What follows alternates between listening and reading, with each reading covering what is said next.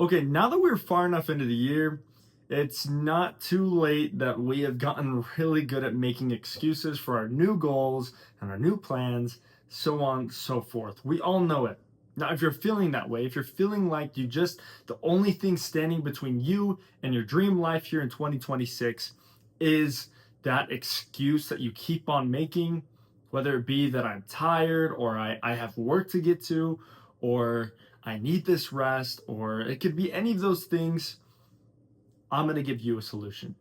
And all it takes is a simple journal.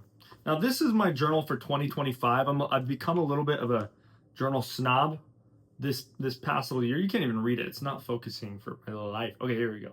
It's my journal for 2025.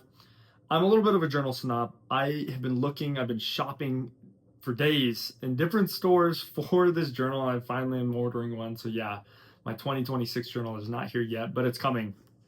And in the meantime, I'm just filling this up because I have a couple of pages left over. So um, I took some notes and I want to talk to you guys a little bit about this. Excuses are like viruses. They secretly seep into your life and alter the chemistry of your goals, of your dreams. They take away the focus that you once had, the vision that brought you so much clarity at the beginning of the year. These slowly seep in and deconstruct them little by little. Now, it's these excuses that really do hold us back in our lives. It's these excuses that make us weaker people. And where do these excuses come from? These excuses clearly come from somewhere, right? Now, I might go off on a limb and I'm going to say that they definitely didn't come from God. I don't know if you guys believe in God. I don't believe they came from God. Although I do think God allows them so that we can grow and learn to overcome them, because that's how we become a powerful people. And then, does it come from us? Does it come from us? I don't know. You think about that. I don't really know if they come from us either. And yeah, surely they pass through our brain, which is intrinsically connected to our spirits. But I think it comes from the whispering temptations of the devil. Because when you look at these excuses, what are these excuses? What will these excuses do to my life? Think about that for a second. When you look at those things, you realize that excuses have no other purpose except to remove agency from the children of God. When we make excuses, we are bound. We are locked into one place and we can do nothing about it. So Satan's number one goal is to sneak them in your head without you even knowing. To make them so frequent that when they do arise, when you are invited to go to that work party or whatever, it's so automatic, you don't even realize it happens. Just like practicing for a marathon or training for a marathon, you can train yourself into your excuses. And it starts with one where simply your boss invites you to go to some corny work party and you're like, I really do not want to do this. I don't want to do this at all. That used to be me. And I hate saying that because it's kind of a prideful thing to be like, hey, I don't want to go to this work party because you all are weird. I used to do sales. And if you guys have ever been to a sales work party, oh my goodness, it is the corniest thing you've ever been involved with. All right. Regardless, I love those people, but I got really good at making excuses. And of course, one excuse, like I said, it's a practice. One excuse leads to the other, and one to another. And then soon enough, you get really good at it and you can't see yourself doing anything else for anybody else except for yourself. And in the most comfortable way possible. When you make excuses for these little things, then suddenly when these hard things arise, it's a lot easier to make another excuse. And the most common of them all is, I need my sleep. That's why you don't go to the gym in the mornings. That's why you don't get to work. Heck, I got that same temptation right before filming this video. I was so tired. I'm like, I am so tired. I need my sleep because I got to work today. I got to go teach an art class today. I better not film this video then. I really do need that sleep. But sure enough, I snapped out of it and I realized, what the heck am I filming this video for? And so I'm going to get in this journaling technique. But I got a couple other things I want to talk on first so you guys can understand this and grasp it fully. There are two types of excuses. One is a made-up excuse, and these are the ones that are very, very common. This is like when your friend reaches out and they're like, hey, do you want to hang out today? And you're like, not really feeling like it, so I'm just going to say, Oh, my family's coming into town, so I probably can't. Something like that. Some of you guys have maybe made that excuse. Or for yourself.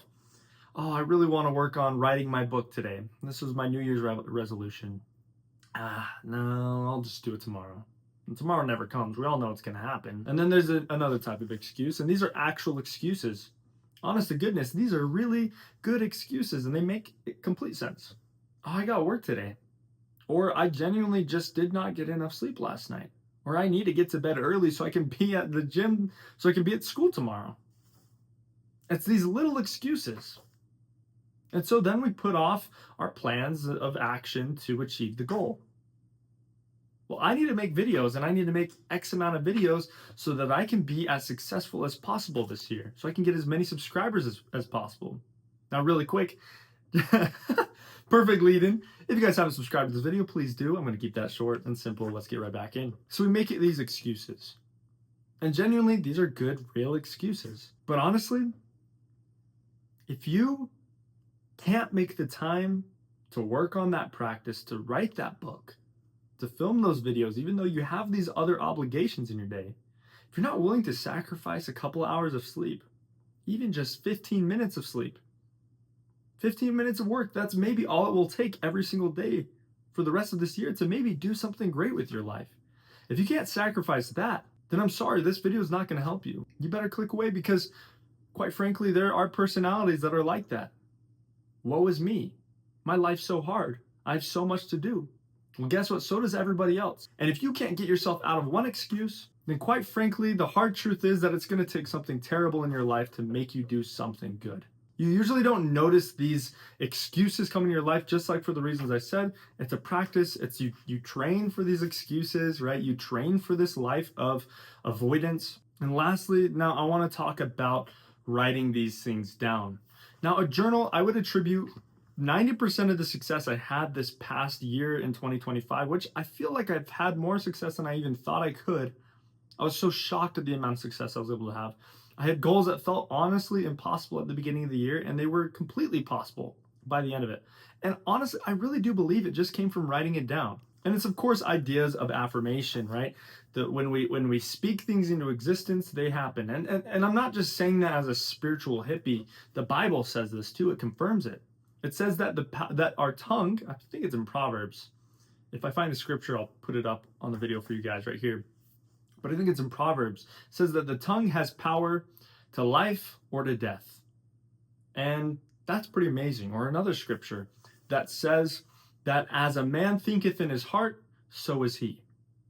Now, I would go as far as to say that when you write these things down, when you write your dreams and your intentions, you now have an accountability not to yourself, but to your spirit, that you have to accomplish X within X amount of time.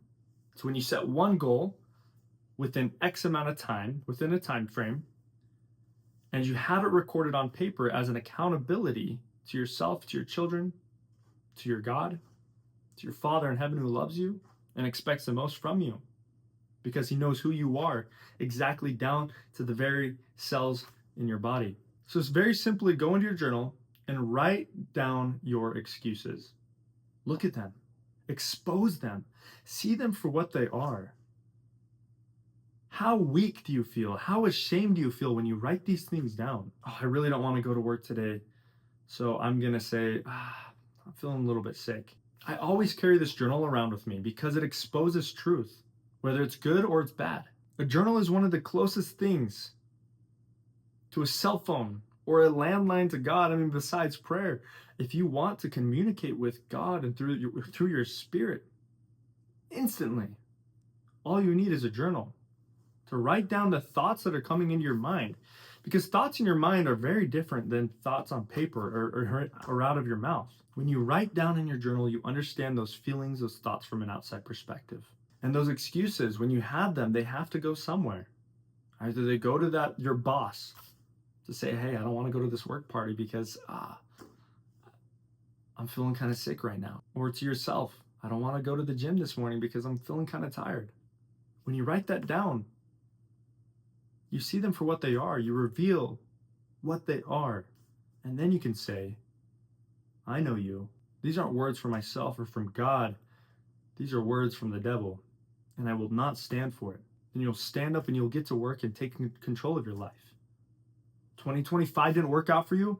Well, this year in 2026, utilize a journal and change your life forever. I'm going to make several videos continuing on this series about journaling, so please stay tuned. There's going to be a couple more coming out in the next couple of weeks, a week for the next couple of weeks. Anyways, my name is Gabriel Bowman. Thank you guys so much for watching this video. Please subscribe, like, and comment. I really do appreciate you guys, and I love you guys. You guys are the best, and I'll see you in the next video. Bye.